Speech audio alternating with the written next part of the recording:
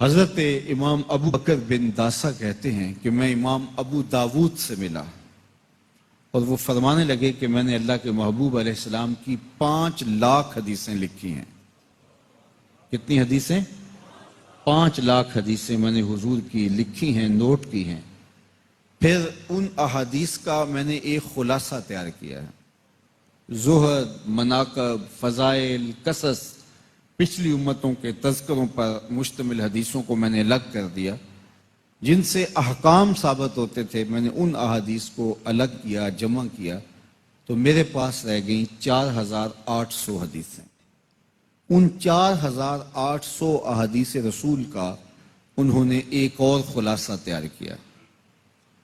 اللہ اکبر! تو وہ فرماتے ہیں کہ میرے پاس 4 حدیثیں رہ گئیں، اور وہ اسلام کے اصول ہیں، اسلام کی اساس ہیں، اسلام کی جڑ ہیں، اسلام کی بنیاد ہیں۔ وہ 4 حدیثیں کیا ہیں؟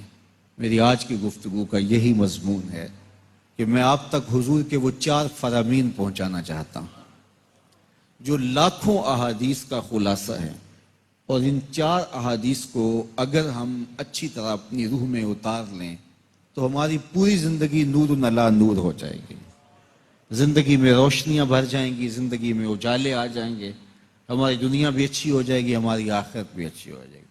صرف 4 حدیثیں اللہ کے محبوب علیہ السلام کی ذہن نشین کر لیجئے گا، ان کو یاد کر لیجئے گا۔ پہلی حدیث حضرت عمر بن خطاب رضی اللہ تعالی عنہ کی مرویات سے ہے۔ فرماتے ہیں کہ میں نے رسول کریم صلی اللہ علیہ وآلہ وسلم کو فرماتے ہوئے سنا، انما الاعمال بالنیات، اعمال کا دار و مدار نیتوں پہ ہے۔ نیت اچھی ہے تو صلہ ملے گا، نیت بری ہے تو اچھے عمل کا بھی صلہ نہیں ہے۔ برے عمل کی تکلیف، برے عمل کی سزا تو ہے ہی ہے، لیکن اچھا عمل بھی بری نیت سے کیا گیا تو اس کا بھی اجر نہیں ہے۔ چور اور چوکیدار دونوں رات کو جاگتے ہیں، لیکن ایک سزا کاٹتا ہے اور ایک جزا پاتا ہے، اس لیے کہ دونوں کی نیتوں کے فرق سے عمل ایک ہی تھا، جاگنا، لیکن اس کا صلہ الگ الگ ہو گیا۔ دوسری حدیث حضرت ابو عبداللہ نعمان بن بشیر رضی اللہ تعالی عنہ کی مرویات سے ہے۔ قالا سمعت رسول اللہ صلی اللہ علیہ وآلہ وسلم، فرماتے ہیں کہ رسول کریم صلی اللہ علیہ وآلہ وسلم کو فرماتے ہوئے سنا کہ آقا کریم علیہ الصلوۃ والسلام نے ارشاد فرمایا، ان الحلال بین و ان الحرام بین، حلال بھی واضح ہے، حرام بھی واضح ہے۔ جو چیزیں حلال ہیں وہ بھی معلوم ہیں، طے ہیں، واضح ہیں، اور جو حرام چیزیں ہیں وہ بھی واضح ہیں۔ وبینہما امور مشتبہات لا یعلمہن کثیر من الناس، اور حرام اور حلال کے درمیان کچھ شبہ والی چیزیں ہیں، زیادہ لوگ انہیں نہیں جانتے۔ فمن اتقى الشبہات فقد استبرأ لدینہ وعرضہ، جس نے اپنے آپ کو شبہ والی چیزوں سے بچا لیا، اس نے اپنا دین بھی بچا لیا، اپنی عزت بھی بچا لی۔ ومن وقع فی الشبہات وقع فی الحرام، اور جو شبہ والی چیزوں میں پڑ گیا گویا وہ حرام چیزوں میں پڑ گیا۔ تو ایک چیز طے شدہ ہے کہ حلال ہے، ایک چیز طے شدہ ہے کہ حرام ہے، درمیان میں کچھ چیزوں کے بارے میں آپ کو شک گزرا ہے، لوگوں کی بھی رائے مختلف ہے، تو آپ اس سے بچیں۔ آپ کھانا کھانے لگے، ایک شخص نے کہا اس میں یار زہر ملا ہوا ہے، دوسرے نے کہا کہ نہیں زہر نہیں ملا، تو آپ اس کھانے کو کھائیں گے؟ آپ ترک کر دیں گے۔ آپ کہیں گے شک پڑ گیا ہے تو میں اپنی جان جیسی متاع عزیز سے کھلواڑ کیوں کروں؟ اگر پہلا سچا ہوا تو جان سے ہاتھ دھو بیٹھوں گا، تو کھانا اور لے لیتا ہوں، یہ نہیں کھاتا۔ تو آپ اس کو اگرچہ دوسرا بندہ زیادہ باوسوق ہو، لیکن آپ پھر بھی احتیاط کرتے ہیں کہ جان کا مسئلہ ہے، اور یہاں دین اور ایمان کا مسئلہ ہے۔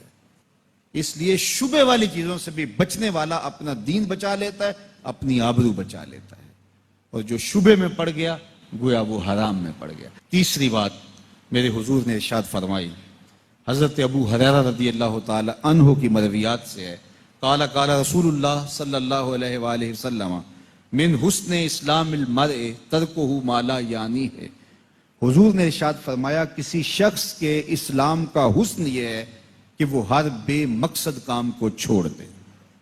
یہ اسلام کا نور اور اسلام کا حسن بندے کو نصیب ہوتا ہے اگر وہ بے مقصد کاموں کو چھوڑ دے. ہماری زندگی بڑی قیمتی ہے، ایک ایک سانس با مقصد ہونا چاہیے، لیکن ہم اپنے وقت کو کس آوارگی کے ساتھ، کس بے دردی کے ساتھ گزارتے ہیں. حضرت امام شافعی کہتے ہیں کہ میں نے فقیروں سے 2 باتیں بڑی پتے کی سنی اور انہوں نے مجھے بڑا نفع دیا. یہ بہت بڑے بزرگ ہونے کے باوجود، اتنے بڑے عالم اور فقیہ ہونے کے باوجود یہ درویشوں کی صحبت میں جا کے بیٹھتے تھے. حضرت امام احمد بن حنبل کو کسی نے دیکھا کہ حضرت بشر حافی کے پیچھے دوڑ رہے ہیں، تو کسی نے کہا اتنے بڑے امام ہو اور اتنے بڑے فقیہ ہو، اس فقیر سے کیا ڈھونڈتے ہو، بشر حافی سے کیا تلاش کرتے ہو؟ تو حضرت امام احمد بن حنبل نے کہا کہ احمد بن حنبل جس رب کو مانتا ہے، بشر حافی اس رب کو جانتا بھی ہے. تو فقیروں کی باتیں بڑی پتے کی ہوتی ہیں. تو کہتے ہیں کہ فقیروں کی 2 باتوں نے، امام شافعی بولے، کہ مجھے بڑا فائدہ دیا. ایک تو یہ الوقت سیف قاطع، وقت کاٹ دینے والی تلوار ہے. اگر وقت کو تم کاٹو گے تو ٹھیک، ورنہ وقت تمہیں کاٹ دے گا. اب تمہاری مرضی ہے کہ وقت کے گھوڑے پہ تم سوار ہو کے اپنی مرضی سے وقت کو چلاؤ، یا پھر تم وقت کے رحم و کرم پہ ہو اور اس کی موجیں تمہیں جس سمت چاہیں بہا لے جائیں. اب تمہارا اختیار ہے کہ تم اپنا وقت کیسے گزارتے ہو. دوسری بات جس نے مجھے بڑا نفع دیا وہ یہ کہ اپنے آپ کو نیکی کے کاموں میں لگا دو، ورنہ نفس تمہیں برائی کے کاموں میں مشغول کر دے گا. اپنے ارد گرد تانا بانا ایسا بن لو، اپنے حالات ایسے بنا لو، اپنی دوستیاں ایسی وضع کر لو کہ تم نیکی کے ماحول میں رہو، ورنہ شیطان برائی کے اندر مبتلا کرنے میں دیر نہیں کرے گا اور نفس تمہیں جو ہے وہ شر میں مبتلا کر دے گا. تو فرمایا کہ کسی شخص کے اسلام کا حسن یہ ہے کہ وہ بے مقصد کاموں کو چھوڑ دے. چوتھی حدیث سن لیجئے. حضرت ابو حمزہ انس بن مالک رضی اللہ تعالی عنہ سے مروی ہے. اللہ اکبر. یہ انس بن مالک کون ہے؟ خادم رسول اللہ صلی اللہ علیہ وسلم، حضور کے خادم. ان کی ماں کا نام تھا ام سلیم. 10 سال کی عمر تھی حضور جب مکے سے ہجرت کر کے مدینہ تشریف لائے. اللہ اکبر. 9-10 سال کے تھے تو ماں نے بازو سے پکڑا تو حضور کی خدمت میں لے آئی اور کہا حضور یہ بچہ آپ کی خدمت کیا کرے گا. تو بالکل چھوٹے بچے تھے اور حضور ان سے لاڈ بھی کیا کرتے. تو وہ ایک بوٹی ہوتی ہے نمکین جس کو بچے بڑے شوق سے کھاتے ہیں، وہ پہاڑوں پہ اگتی تھی اور یہ جا کے کہیں سے وہ بوٹی توڑ لاتے اور خود بھی کھاتے اور بچوں کو بھی کھلاتے. اس بوٹی کو عربی میں حمزہ کہتے ہیں. تو میرے حضور نے لاڈ سے کہا یا ابا حمزہ، او بوٹی والے، تو نام ہی پڑ گیا. تو راوی نے روایت کی تو ابو حمزہ سے، ان ابی حمزہ، ابو حمزہ سے روایت. انس بن مالک رضی اللہ تعالیٰ عنہ جو حضور کے خادم ہیں ان سے آقا کریم نے کیا ارشاد فرمایا سن لیجئے. ان النبی صلی اللہ علیہ وسلم لا یؤمن احدکم حتی یحب لاخیہ ما یحب لنفسہ. میرے حضور نے فرمایا اتنی دیر تک کوئی شخص کامل مومن نہیں ہو سکتا جب تک اپنے مومن بھائی کے لیے وہ پسند نہ کرے جو اپنے لیے پسند کرتا ہے. جب تک یہ اسے نصیب نہ ہو دولت تو اسے ایمان کی حلاوت نہیں نصیب ہو سکتی، ایمان کی مٹھاس نہیں مل سکتی، اس کا ایمان مکمل نہیں ہو سکتا. دیکھیے ایمان کا ایک نور ہے، ایمان کی ایک حلاوت ہے، مٹھاس ہے، ایک کیفیت ہے جو بندے کو محسوس ہونی چاہیے. وہ کہتے ہیں جیب میں پیسے ہوں تو چہرے پہ رونق ہوتی ہے، اولاد جوان ہو اور فرما بردار بھی ہو تو باپ کے چہرے سے پتہ چلتا ہے کہ اس کے بیٹے جوان اور فرما بردار ہیں. تو اللہ کے محبوب کا فرمان سنیے کہ کوئی شخص اتنی دیر تک کامل مومن نہیں ہو سکتا جب تک اپنے مومن بھائی کے لیے وہ پسند نہ کرے جو اپنے لیے پسند کرتا ہے. میں اور آپ اپنے لیے جو پسند کرتے ہیں ہمیں اچھی طرح پتہ ہے. اپنے بھائیوں کے لیے، اپنے عزیزوں کے لیے، اپنے دوستوں کے لیے، اہل ایمان کے لیے بھی وہی پسند کریں. خیریت، عافیت، دولت، عزت، آبرو یہ ہم پسند کرتے ہیں اپنے لیے، اور ہم یہ سب جو ہے وہ اپنے عزیزوں کے لیے، اپنے بھائیوں کے لیے بھی پسند کریں، اہل ایمان کے لیے بھی پسند کریں. اللہ سب کو آبرو دے. تو فرمایا کوئی بندہ اتنی دیر تک کامل مومن ہی نہیں ہو سکتا جب تک وہ پسند نہ کرے اپنے بھائی کے لیے جو اپنے لیے پسند کرتا ہے. اور یہ اگر کیفیت نصیب ہو جائے تو پھر ایمان کی حلاوت اور ایمان کا نور نصیب ہوتا ہے۔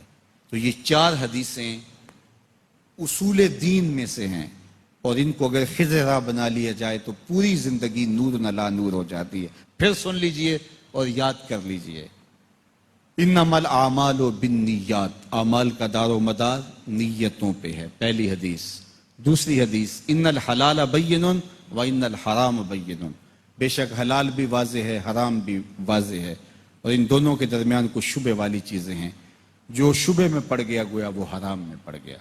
اور تیسری چیز، من حسن اسلام المرء ترکہ ما لا یعنی ہے، کسی شخص کے اسلام کا حسن یہ ہے کہ وہ بے مقصد کاموں کو چھوڑ دے، زندگی کو بامقصد بنا لے۔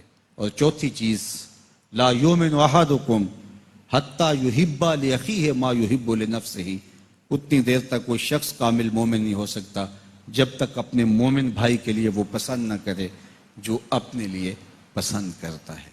تو یہ 4 حدیثیں آج کی اس نشست میں میرے اور آپ کے لیے ایک بہت بڑا سرمایہ اور اثاثہ اور نور ہیں۔